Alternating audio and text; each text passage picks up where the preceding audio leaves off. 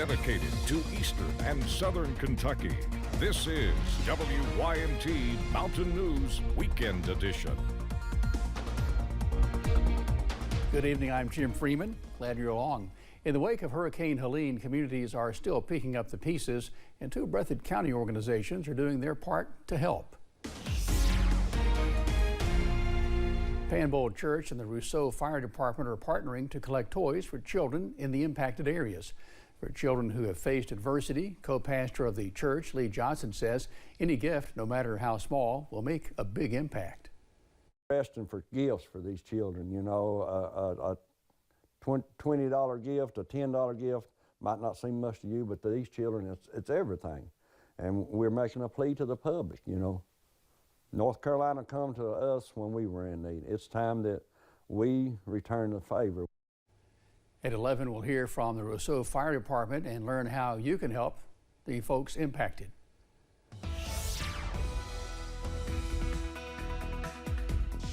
Another pleasant day across the mountains. Honestly, a really nice day. If we go take a look at our cam from Hazard, look at this. Beautiful, sunny, not really even a cloud in the sky. You take that WYMT First Alert weather app there and look at it. 70 degrees right now in Hazard.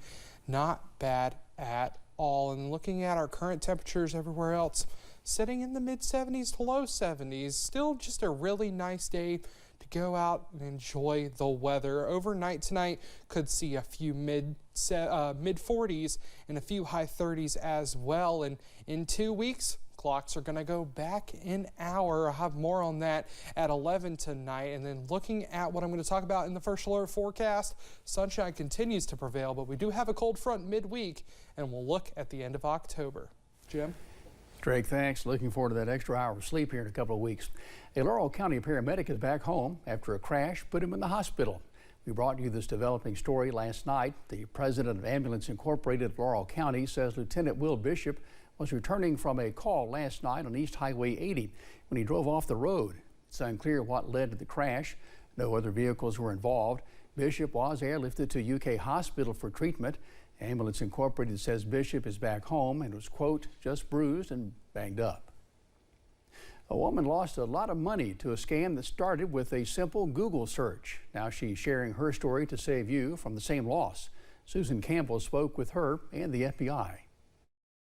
You know these scammers can be so good at deception.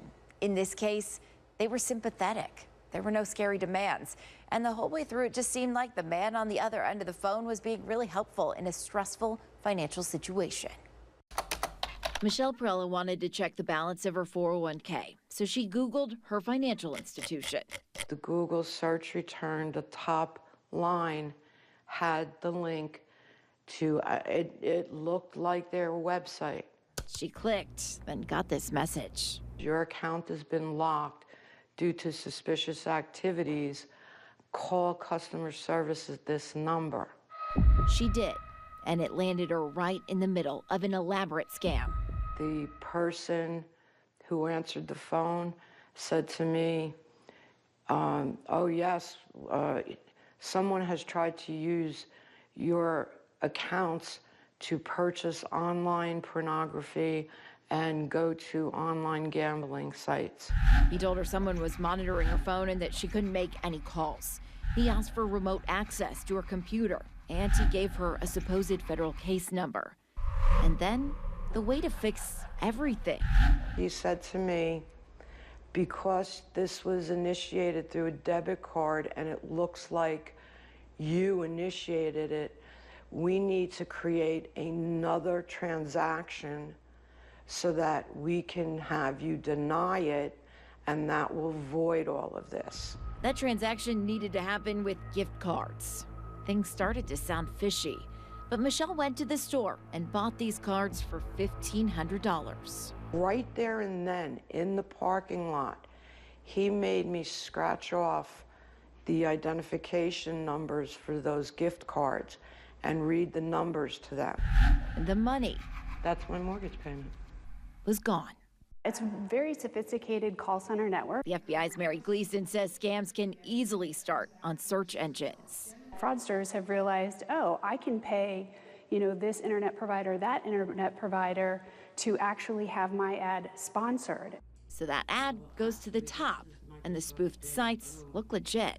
They change one letter, and as a consumer, I don't realize it. I click on it, and it looks like it's going to my bank's real website, and I log in, and as soon as you do that, that's when they have your credentials. So before you click, look carefully at search results. Gleason says you should scroll right past the sponsored links.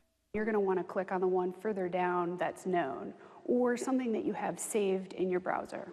Google says while there are bad actors who attempt to circumvent our protections, Google's systems are highly effective at surfacing high-quality information and fighting spam and malicious behavior across search. This is out of control. Michelle says more needs to be done to protect people. A Google report says a company uses an AI spam prevention tool called Spam Brain to help catch spam sites. If a site has fraudulent content, Google says it can prevent it from showing up in search results. I'm Susan Campbell. Thank you, Susan. Folks gathered in London to support and raise awareness for breast cancer. WYMT's RJ Johnson shares how support can go a long way for those battling. Dashing for a cure. Hundreds of people joined in on the fight against breast cancer.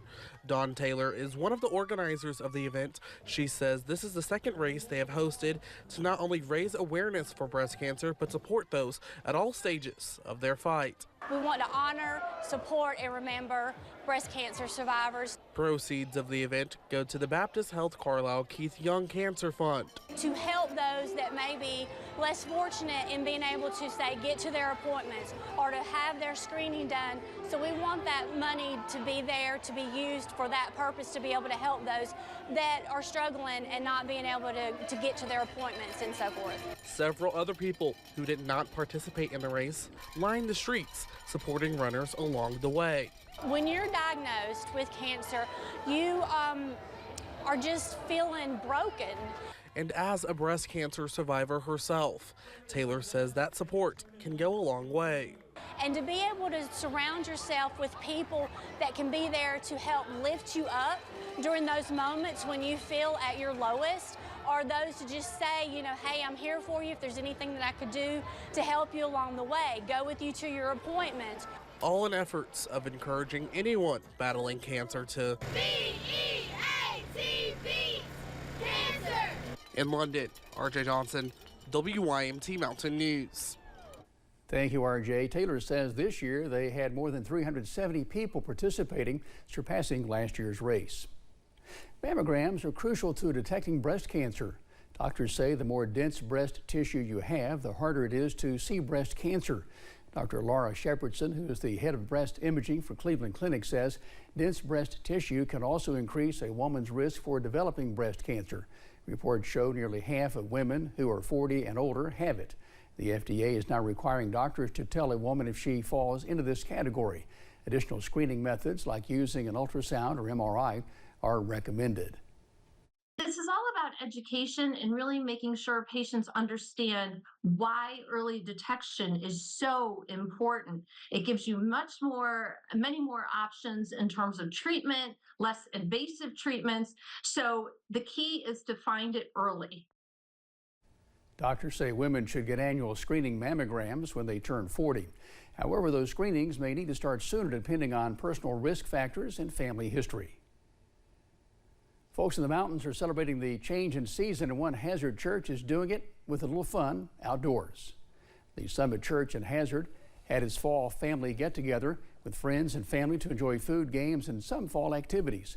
Mark Combs, pastor of the Summit Church, says giving folks in the community a place where they can connect while also providing fun activities for the children is important. We just wanted to offer something to our community, to our church, and so really to anybody that would want to come, something for their family, friends, for the fall. Everything we do here is free, and so we just wanted to offer something to the community. I think everybody's looking for a place to connect. I think everybody's looking for a place where they can belong, go to, and so we just try to create those environments, and this is one of those. The event will last until 7 this evening, and folks will get the chance to enjoy hay barrel rides while there. Coming up, election security and vote counting. How safe is your ballot? We'll have that answer for you coming up. And the work week looks to start full of sunshine and mild temperatures. I'll have the details on how long that sticks around in your first alert forecast.